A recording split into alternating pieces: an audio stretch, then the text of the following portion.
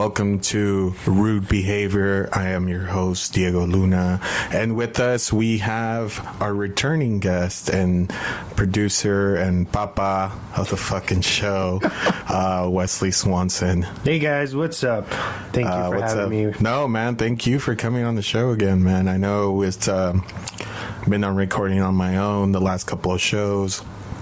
And we have Adrian now on board. Yeah. And so hopefully we get to record a little bit more. But I know with hectic schedules these last couple of weeks, I wanted to record one with you. Yeah. And which is going to be a special one because what we are reviewing is significant to our friendship. I would say so, yes. We are reviewing Deftones' White Pony. Ooh. So, when was the first time you listened to this album, man? I would say around 2001? 2002, yeah. I was definitely...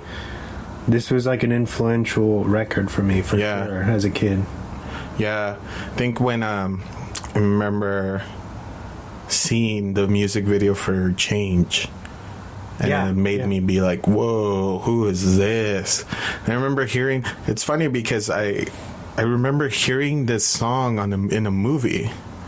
Forgot what movie it was, but it was this movie is heavily on so many soundtracks. So at this point, I don't know which one it is. I feel like Deftones in general are a go-to band for soundtracks. Yeah, you know, when they put together, especially like mid 2000s, like late 90s, mid 2000s films, like younger crowd films, they always seem to have Deftones popping up on there. Yeah, definitely. Stuff.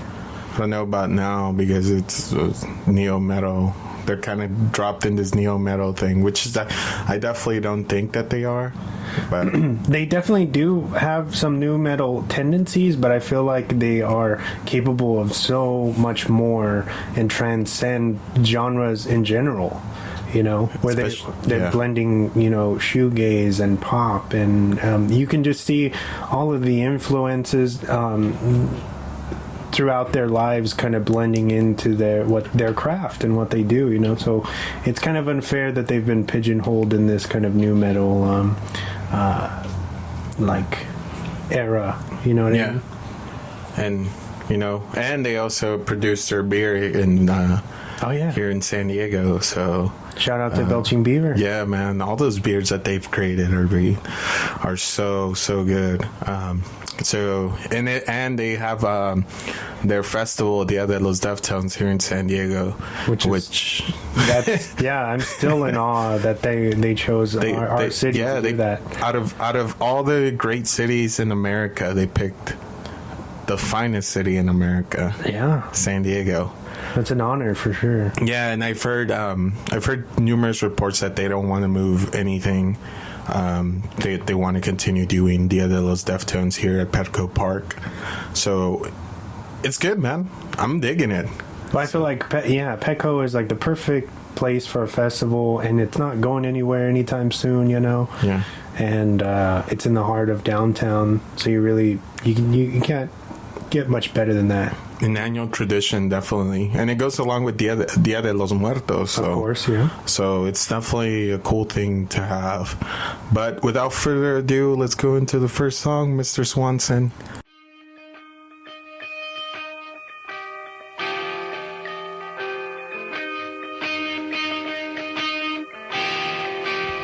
School.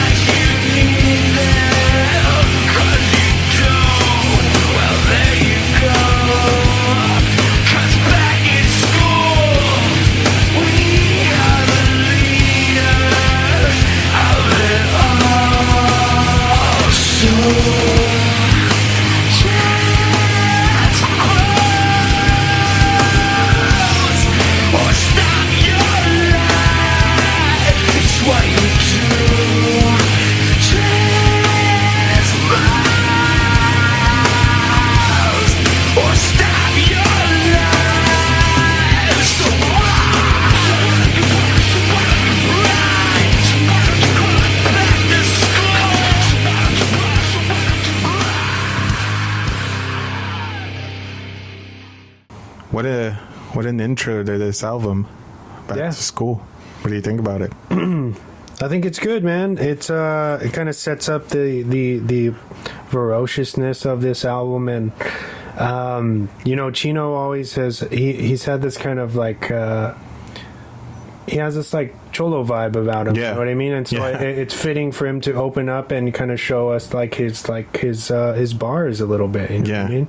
It's got definitely like a rap rock feel. Yeah. You know what I mean? But it's still.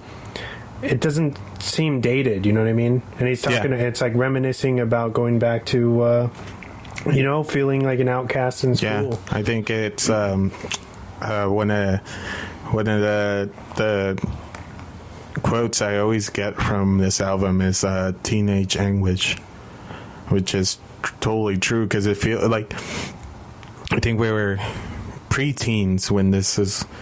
Well, you were a preteen, but I was already like a teenager when this was happening. Mm-hmm. So for me, hearing this album, it resonated. I mean, hearing the song, it resonated why I didn't want to go to school, why I didn't like school, because it was a piece of shit.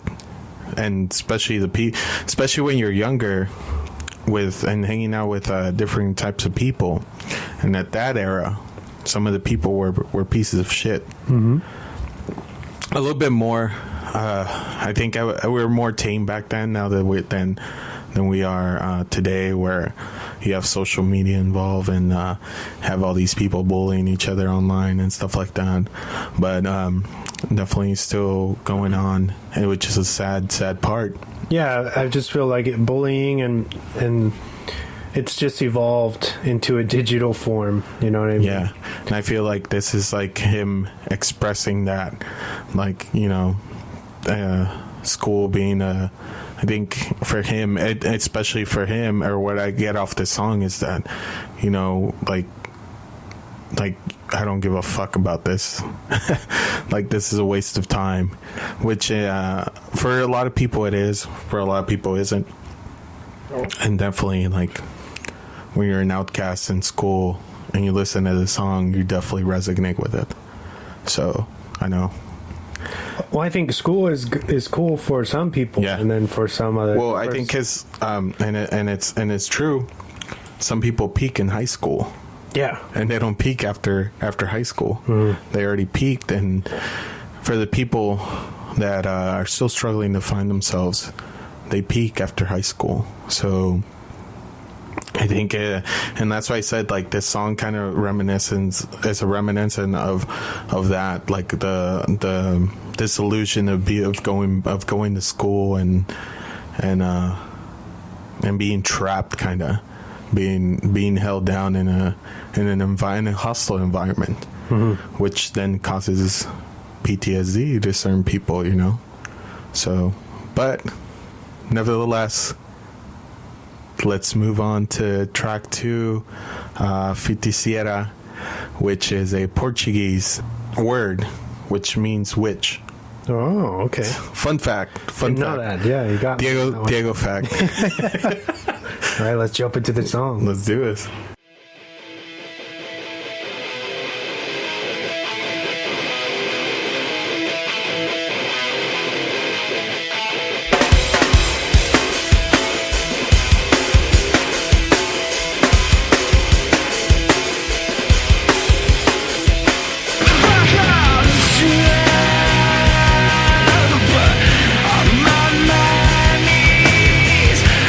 Police stop chasing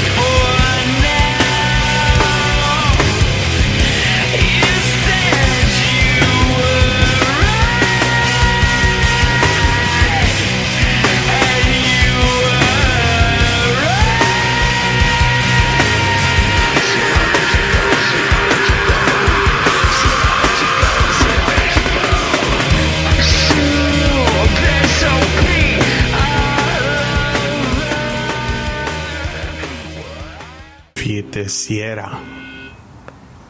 What did you think, man? This is more of the metal influence tracks on the record. It's good. It's not one of my. I can't say it's one of the standouts for me. Yeah. But it's good, and I feel like for me this record flows nicely as a unit. Yeah. You know what I mean? And I think that's why it stands out to me as one of their best, if not one of their best records. You know what I mean? To date. Yeah. To date. Is it just flows seamlessly as one entity, and I like that, and that's what I love. You know, as a music listener, I want to be able to buy an album. You know what I mean? And I feel like when I buy something on vinyl, because it's such a chore to change the songs. It's necessary to love both sides of vinyl. The A and B side. And this is one of those that you can really appreciate everything. But like I said, it's a lot more, one of the harder tracks on the album, and it's good. They're good at what they do. They can do it all, you know. Yeah, I think they show their versatility in this album for sure. They do a lot more, and this was like more their metal thing. Mm-hmm. I think the Back to School is more their new metal kind of influence, where they had to throw a single out there. But this one definitely is like more metal. Definitely reference a lot of a toxic relationship in these lyrics, and of course the great Nick Diaz made this a little bit more famous with coming out with. He is a huge fan of Deftones and stuff, and shout out to Nick Diaz. Shout out to the 209 Stockton, California. But you know, going back to the song, I think this is like I think they hit the tempo where we're like kind of calming down from Back to School, and then we're definitely hitting like